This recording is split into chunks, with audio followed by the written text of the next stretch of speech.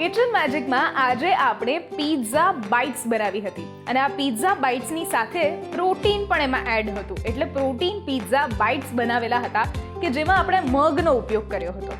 હવે પિઝા આમ જોવા જઈએ તો બહુ જ બધા પ્રકારના અલગ અલગ મળતા હોય છે અને અલગ અલગ દેશમાં પણ એના અલગ અલગ ટોપિંગ્સ હોય છે. જેમ કે ઇન્ડિયન પિઝામાં આપણે વાત કરીએ તો ભાખરી પિઝાનો આપણે બેઝ બનાવી નાખ્યો છે.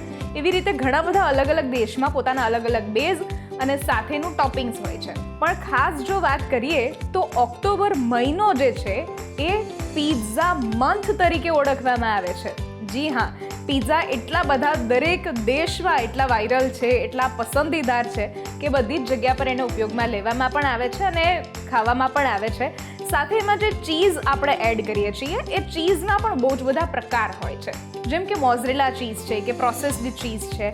પણ શું તમને ખબર છે કે મોઝરેલા ચીઝ જે છે એ દરેક ચીઝનો રાજા પણ કહેવાય છે, કારણ કે તરત જ એ પીગળી જતો હોય છે.